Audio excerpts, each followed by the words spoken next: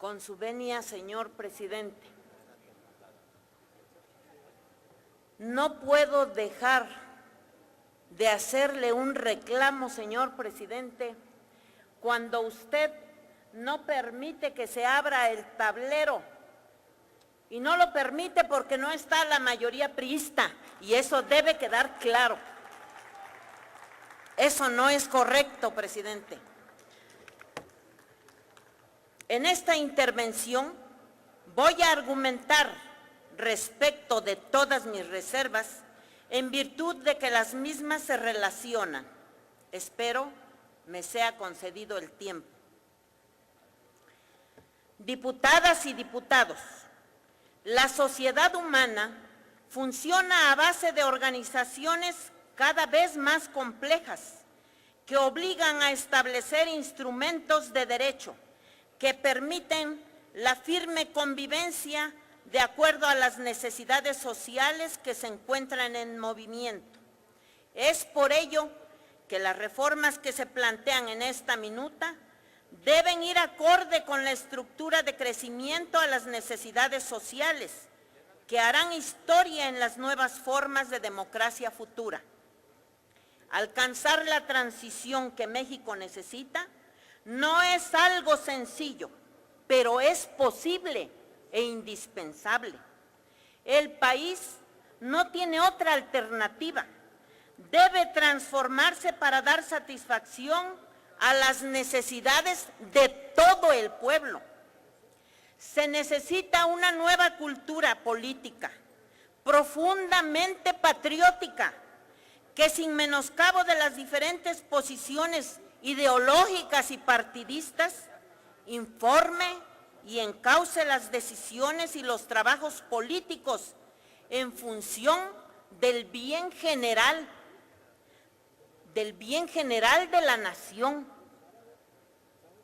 De otra manera, corremos el enorme riesgo de quedar como un país irrelevante en medio de los grandes retos del mundo moderno, de la globalización, del que no nos podemos sustraer. El Estado mexicano se ha ido formando en un proceso histórico de casi 2 siglos, que ha tenido como hilo conductor la voluntad de perfeccionamiento y adecuación de las formas de organización de la sociedad. Consecuentemente, la reforma que hoy se propone deberá responder a las necesidades del país y de la población en el futuro inmediato, así como a los requerimientos que impone la cada vez más intensa relación internacional. Esta reforma, si nos ubicamos en la actualidad y frente a las aspiraciones de la sociedad, tendrá que estar guiada por los objetivos de rescatar el pleno ejercicio de la soberanía, cuyo titular es el pueblo, así como ampliar los espacios de vida democrática. Parte esencial de la reforma debe ser la democratización del ejercicio del poder mismo, que debe responder a las necesidades que corresponde a una buena conducción política. La gobernabilidad no puede ser sino democrática. Nosotros no consideramos que pueda haber una gobernabilidad que no esté basada en la democracia. Gobernabilidad es construcción de consensos, de manejo político, operación política adecuada, es decir, implica respeto a las leyes, a los usos y costumbres, a las instituciones, no por autoritarias, sino por eficaces, porque responden a la gente, porque tienen credibilidad. En Oaxaca hay 570 municipios, por si ustedes no lo saben. 418 se manejan por usos y costumbres. No podemos violar ese derecho, esas costumbres que son leyes. En este sentido, tenemos la tarea en este momento de lograr que la mayoría de los mexicanos vean que democracia, que pluralidad, que la división real de poderes no equivalen a parálisis y deficiencia, sino que son los medios de lograr la consecución de los intereses colectivos que tienen o tenemos todos los mexicanos como nación. En la actualidad, el sistema político exhibe signos de deterioro, siendo objeto de vivos cuestionamientos para entender de qué manera está cambiando el régimen político mexicano.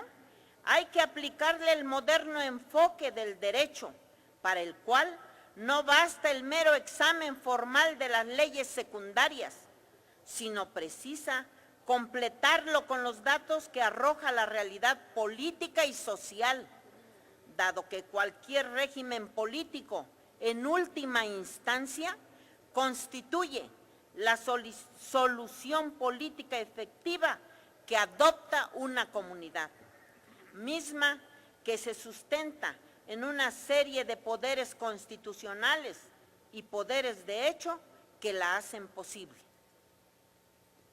Por ello, estoy proponiendo adicionar un párrafo segundo al numeral 1 del artículo 25, un quinto y sexto párrafo al artículo 26, un párrafo a los incisos I y J al numeral 1 y modificar el numeral 2 del artículo 30, modificar el numeral 1 del artículo 98, adicionar un numeral 2 y recorrer los numerales subsecuentes del artículo 99, adicionar un inciso I al numeral 2 del artículo 100, adicionar un inciso R y recorrer el inciso subsecuente del numeral 1 del artículo 104, adicionar el numeral 2 y recorrer los numerales subsecuentes del artículo 106 y por último, adicionar un numeral 3 al artículo 111, todos de la Ley General de Instituciones y Procedimientos Electorales, contenida en la minuta enviada por el Senado de la República, a quien también hago un reclamo por la prisa para enviar esta minuta. Estas promociones son de relevante trascendencia, pues cuando la realidad geográfica y social se imponen al derecho, es necesario que el legislador, oigan, legisladores y legisladoras, es necesario que se encuentre una solución legislativa, innovadora, que respete y garantice los derechos indígenas.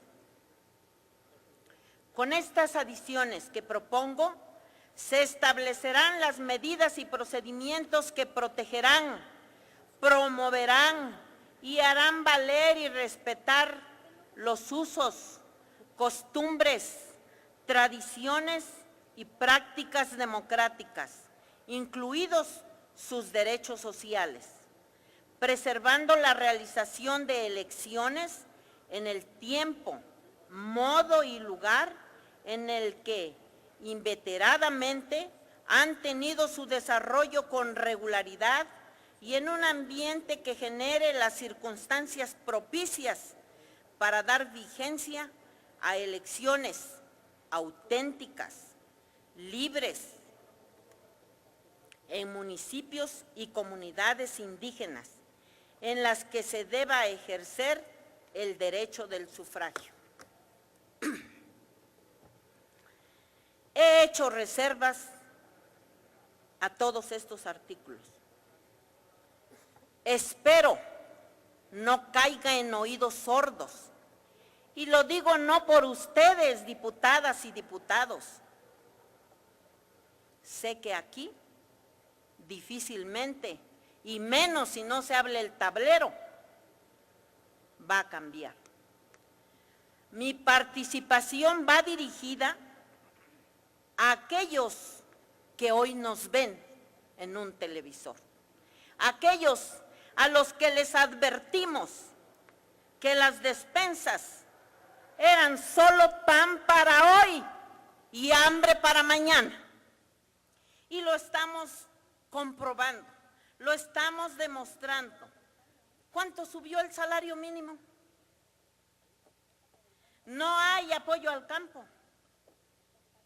A los adultos mayores, una miseria cada mes se les entrega. Y ahora pretenden pensionar a quienes de entrada ganan una fortuna. ¡Qué vergüenza! Que en este recinto, en que la mayoría deberíamos estar trabajando para que esos que hundieron a este país en la pobreza, para esos que en mala hora llegaron no a gobernar, porque llegaron a desgobernar a este país, a esos zánganos que no trabajan, a esos se les debe quitar esa pensión que ofende a más de 50 millones de pobres en este país.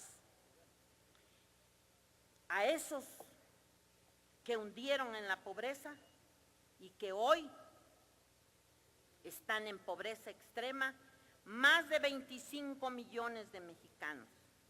A esos desgobiernos que provocaron más de 7 millones con hambre en este país. Que en esta Cámara no se aprueban iniciativas que puedan beneficiar a esas mayorías necesitadas, porque impactan un presupuesto. Yo me pregunto, ¿la pensión vitalicia a los magistrados no causa impacto al presupuesto? Les pregunto, ¿saben ustedes que no se puede tratar igual a los desiguales?